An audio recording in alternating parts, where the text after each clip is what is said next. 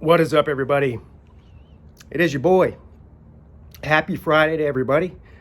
Yeah, I'm not walking. This is not a walk and talk. It's obviously a sit and talk. This isn't my first sit and talk. I think I've sat and talked before. As a matter of fact, I've been doing sitting and talking videos for 4 years. But I couldn't walk today. I got my son home from school, so I can't leave him unattended at the house while I go walking and talking on YouTube. Anyway, the past couple of weeks has been interesting for Clemson, and the past couple of days in particular, ever since Brent Venables left, and now the rumors of Tony Elliott leaving, which, by the way, I'll give you an update on that situation. As of 9 o'clock in the morning on Friday, December the 10th, Tony Elliott still is the offensive coordinator at Clemson. Now, he got back from visiting at Charlottesville, Virginia. He was there overnight. He got back last night. And apparently he said, it's my decision to make, which to me sounds like it's his job to turn down. I mean, they offered him the job and he's going to sit on it for I don't know how long. Day, 2 days, 3, I don't know. But it sounds to me like it's his job if he wants it. I would expect him to take it. If he didn't take it, I wouldn't know what the reasons would be, any of that. But anyway, so it's been an interesting few days. Part of the best thing about these past few days is the meltdown from some of the Clemson fans, and then, but not only that, you're going to get that, fan base infighting bullshit, no matter what happens, anytime there's coaching changes and things like that happen. But the rest of the college football world, if you're not a Clemson fan, especially if you are one of these teams that Clemson plays either every year or in the postseason on a regular basis, whether you're Notre Dame, Alabama, Ohio State, Oklahoma. Georgia's got a bunch of games lined up here with Clemson, including this one that just happened. But the response from the other fans that Clemson is just falling apart at the seams. Oh my God, Clemson's going back to the dark ages, baby. Man, they lost a couple of coordinators. I got news for you people. I don't know, do people not do their research before they start spouting off at the mouth? Dabo Swinney has been through 6. That's right, you count them, 6 between offensive and defensive coordinators over the past 10 years. 6.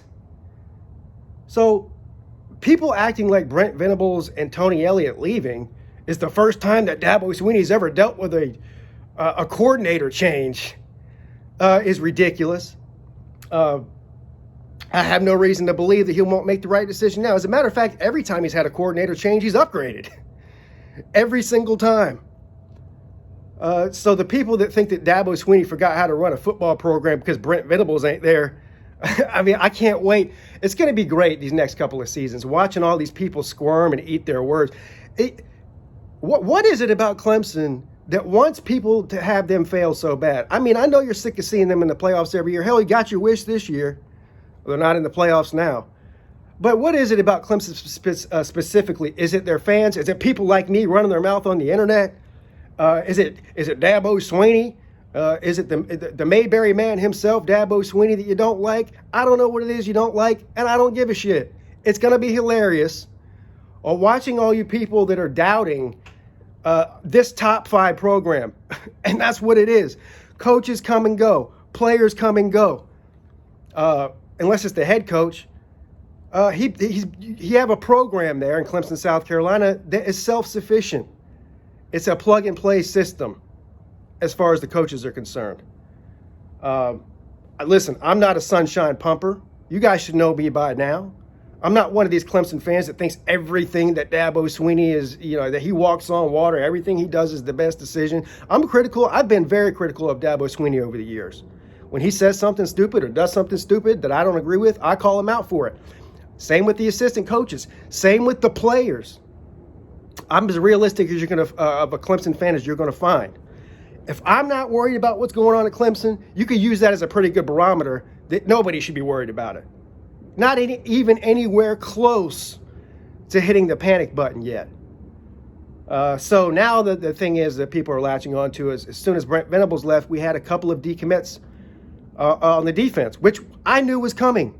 This happens every time that a coordinator leaves, especially a coordinator that's been there for a long time and that is as good and as respected as Coach Venables, who's a great recruiter, you're going to have guys that were coming to play for Venables and say, he's not there anymore, I'm leaving. You see this at every year at every major program.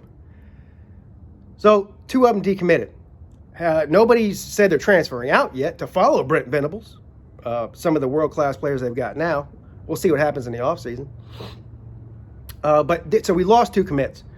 Well, today we added another commit. A guy who was crystal balled to go to the chicken coop in Columbia, South Carolina, 4-star wide receiver, Antonio Williams.